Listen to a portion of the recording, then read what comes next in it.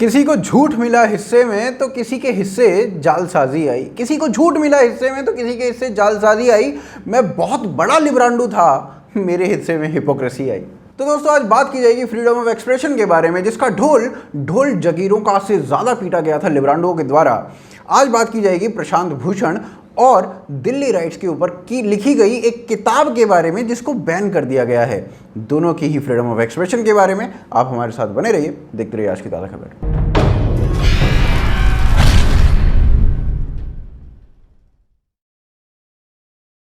तो दोस्तों प्रशांत भूषण ने 2 ट्वीट किए। उन दोनों ही ट्वीट्स को कोर्ट ने कंटेम्प्ट ऑफ द कोर्ट माना और उसके बाद उनके लिए एक सजा मुकर्रर करने की बात की।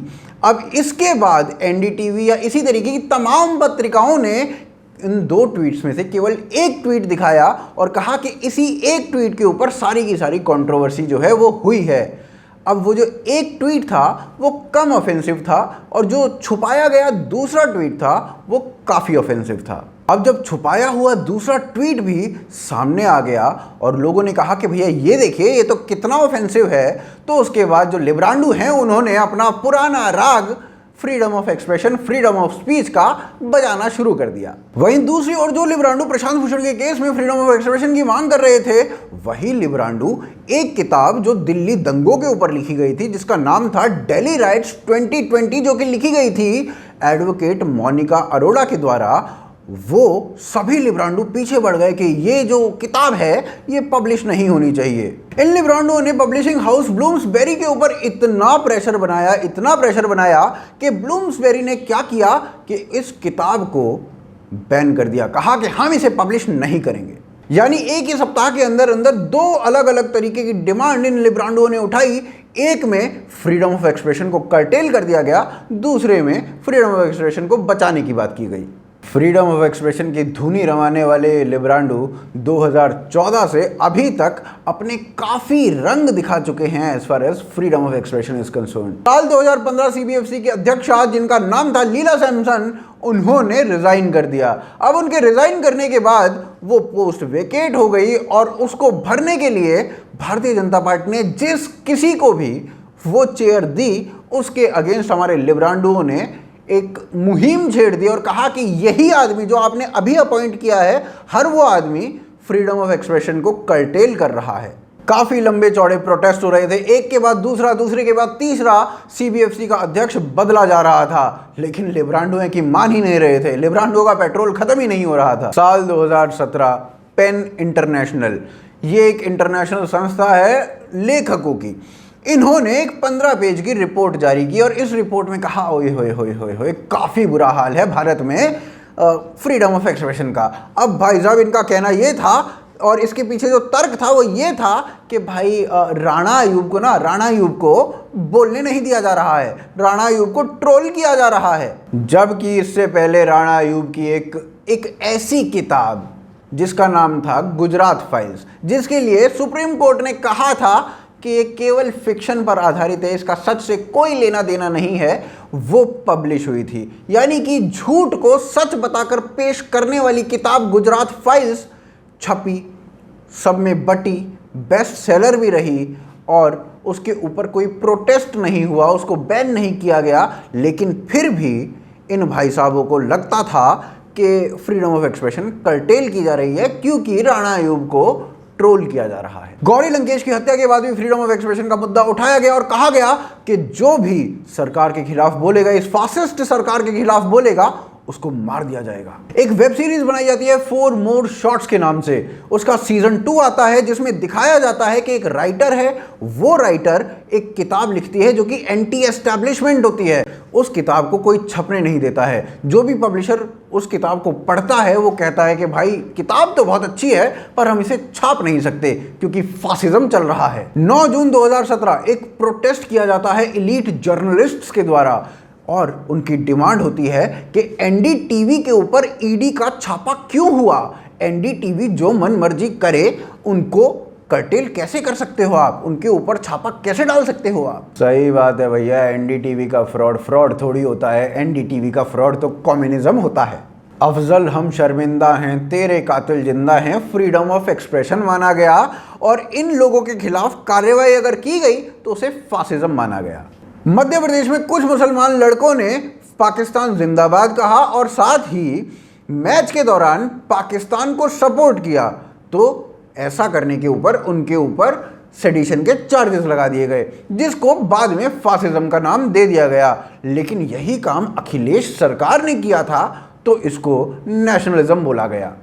अगर इसी तरीके की सारी चीज़ों को मैं आपको बताने लगा तो 2 दिन 23 घंटे 48 मिनट 49 सेकंड पूरे लग जाएंगे, लेकिन कहानी खत्म नहीं होगी। अब इतने सालों से फ्रीडम ऑफ एक्सप्रेशन का राग सुनने के बाद हमें लगता है कि एक किताब जिसे बैन किया जा रहा है, उसको जब बैन किया जाएगा तो ये सभी लोग आ खड़े होंगे और कहेंगे कि नहीं, इसे बैन मत करो। जबकि उस किताब को इसी पब्लिकेशन हाउस ने पहले अप्रूव किया, उसके बाद उसकी 100 कॉपियां छापी और उस 100 कॉपियों को छापने के बाद रिव्यू करवाने के लिए रिव्यूअर्स के पास भेजा, क्रिटिक्स के पास भेजा। उसकी ऑनलाइन सॉफ्ट कॉपी भी बना ली गई थी, उसको अमेज़न पर चढ़ा भी दिया गया था और 2-3 घंटों के अंदर अंदर ही वो बेस्ट सेलर भी बन गई थी।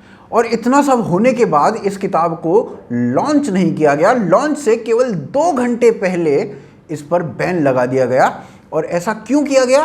क्योंकि साकेत गोखले, जो कि कांग्रेस के खास हैं, बड़े लिबरांडू हैं, उन्होंने एक ट्वीट किया इस किताब के बारे में। उनके ट्वीट को देखकर बहुत सारे अन्य लिबरांडुओं ने भी ट्वीट किया इस किताब के बारे में। इन सभी में से किसी ने भी इस किताब को पढ़ा नहीं था, लेकिन इन्होंने ट्वीट में इस किताब की जानकारी बता दी थी। ये सभी वो लोग हैं जो पद्मावती या फिर अन्य किसी फिल्म जिसके लिए प्रोटेस्ट हो रहा था उसके लिए यही बोलते थे कि भाई इन लोगों ने अभी मूवी तो देखी ही नहीं है, पहले मूवी देख लो उसके बाद प्रोटेस्ट करो।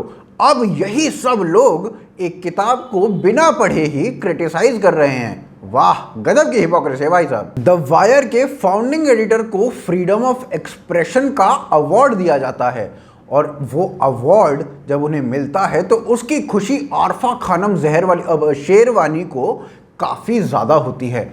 और हमें लगता है कि आरफा अब इस किताब के लिए कुछ प्रोटेस्ट करेंगी, मगर उनका ट्वीट पढ़िए और भाई साहब शर्म से डूब मरिए। जिन सभी से फ्रीडम ऑफ एक्सप्रेशन के लिए आवाज़ उठाने की उम्मीदें थी वो सभी चाह रहे थे कि इस किताब पर बैन लगे। रोहिणी सिंह से लेके स्क्रॉल तक सभी ने इसके ऊपर आर्टिकल्स या ट्वीट्स लिखे और कहा गया कि इस किताब को बैन ही रहने देना चाहिए। सभी ने भाई साहब अतरंगी से अतरंगी रीज़न दिए कि क्यों ये किताब को बैन हो जाना चाहिए और क्यों इसका बैन होना फ्रीडम ऑफ एक्सप्रेशन की श्रेणी में नहीं आता। रोहिणी सिंह का इसमें कहना था कि भैया ये जो किताब है ये झूठ पर आधारित है और माइनॉरिटी को हेट करते हुए दिखाई देगी और हेट मॉन्गर हैं ये लोग जो ऐसी किताबें लिख रहे हैं। साल 2008 एक किताब छपी गई जिसका नाम था 26/11 आरएसएस की साजिश। उसमें दिखाया गया कि जो आरएसएस है ना वो उस पूरे टेरर अटैक के पीछे है। और इस किताब को लिखने के बाद एनडीटीवी जैसी पत्रिकाओं ने, एनडीटीवी जैसे मीडिया हाउसेस ने एक डिबेट चालू कर दी और जो डिबेट आज तक भी चालू है, जिसमें ये कहा जाता है हिंदू टेररिज्म, सैफरन टेररिज्म और इस तरीके की जो दलीलें हैं होम मिनिस्टर तक ने दे दी हैं। लेकिन इस किताब जो कि फैक्चुअली गलत थी, जो एक मेजॉरिटी के खिलाफ हेट फैला रही थी, उसके खिलाफ आज तक कोई नहीं बोला कि भाई ये किताब छपनी नहीं चाहिए थी, ये गलत थी। अब दोस्तों दूसरी ओर चलते हैं, प्रशांत भूषण की बात करते हैं। तो भाई साहब ने 2 ट्वीट किए थे, जो दोनों ही tweet contempt of the court लगे कोर्ट को, मगर इन सभी लोगों को लगे फ्रीडम ऑफ एक्सप्रेशन। कोर्ट ने प्रशांत भूषण से कहा कि आप माफी मांग लो, मामला रफा दफा हो जाएगा। लेकिन लिबरांडुओं ने प्रशांत भूषण से कहा कि प्रशांत भूषण, तुम प्रशांत भूषण हो, तुम माफी नहीं मांगोगे, तुम सावरकर थोड़ी हो। प्रशांत भूषण के अंदर गुबार उठ गया और कहा कि मैं तो मैं हूं। और उसके बाद प्रशांत भूषण ने कहा कि अगर मैंने माफी मांगी तो ये कंटेम्प्ट हो जाएगा मेरी कॉन्शियस के खिलाफ। और लिबरांडो यही कह रहे हैं कि भैया प्रशांत भूषण सॉरी तो मांग ही नहीं सकता। लेकिन प्रशांत भूषण ने यहाँ पे सॉरी मांगी, देखिए प्रशांत भूषण ने यहाँ पे भी सॉरी मांगी, देखिए एक भी बार सॉरी मांग रहा होता तो चलिए फिर भी हम मान लेते कि चलिए प्रशांत भूषण है, मगर बार बार लिबरांडो और फ्रीडम ऑफ एक्सप्रेशन के हिसाब से कंटेम्प्ट ऑफ द कोर्ट जैसी कोई चीज होनी ही नहीं चाहिए। ऐसे में किसी को कंटेम्प्ट करने के लिए कोई सजा मिलनी ही नहीं चाहिए। मगर प्रशांत भूषण अभी से थोड़े टाइम पहले खुद कह रहे थे कि इस आदमी को कंटेम्प्ट ऑफ द कोर्ट के लिए सज़ा देनी चाहिए। वो बड़े खुश थे कि उसको कंटेम्प्ट ऑफ द कोर्ट के लिए कोर्ट ने सज़ा दे भी दी। मतलब हिपोक्रेसी की सीमा होती है वाला कोई डायलॉग किसी ने मारा था और ये उसको फलीभूत कर भी रहे हैं। अब ऐसे में जब प्रशांत भूषण इतने सब के बावजूद, माफियों के बावजूद, कंटेम्प्ट ऑफ द कोर्ट के लिए खुशी जाहिर करने के बावजूद जब कहते हैं कि मैं माफ़ी नहीं मांगूंगा, तो उसके बाद द वायर जैसी पत्रिकाएं उनको महात्मा गांधी के साथ इक्वेट कर देती हैं और कहती हैं कि 2020 का जो महात्मा गांधी है वो प्रशांत भूषण है। भाई साहब ये लिब्रांडो कुछ भी कर रहे हैं, आपस में कुछ भी खेल रहे हैं, आपस में एक दूसरे की तारीफ कर लेते हैं, आपस में बुराई कर लेते हैं, सब कुछ आपस में कर लेते हैं। भैया ये तो अलग लेवल पे चल रहा है इनका हिसाब किताब। अब ऐसे में प्रशांत भूषण को 5-6 महीने की सजा सुना दी जाती है कोर्ट के द्वारा, तो ये जो लिब्रांडो है ना, ये कमबख्त रायते से ज़्यादा फैलना शुरू कर देंगे, देख लेना। तो भाई बात साफ है, इन लिब्रांडुओं के लिए फ्रीडम ऑफ एक्सप्रेशन नाम की जो चीज़ है वो कुछ भी नहीं है। वो केवल ये चाहते हैं कि हमें फ्रीडम ऑफ एक्सप्रेशन होना चाहिए, बाकी दुनिया में किसी को भी नहीं होना चाहिए। जो हमारी जैसी बात करे केवल वो फ्री, जो दूसरी बात करे वो बिल्कुल भी फ्री नहीं। तो उम्मीद करते हैं आपको ये वीडियो पसंद आई होगी। अगर वीडियो पसंद आई है तो इस वीडियो को ज़्यादा से ज़्यादा लोगों तक पहुंचाइए। हमें सपोर्ट कीजिए। सपोर्ट आप patreon.com के थ्रू या फिर ज्वाइन बटन के थ्रू कर सकते हैं। इन दोनों के ही जो लिंक्स हैं वो पिन कमेंट में या डिस्क्रिप्शन में दिए गए हैं। आप हमें ट्विटर, फेसबुक, इंस्टाग्राम पर फॉलो कर सकते हैं। आप देख रहे हैं आज की ताज़ा खबर। जय हिंद, जय भारत।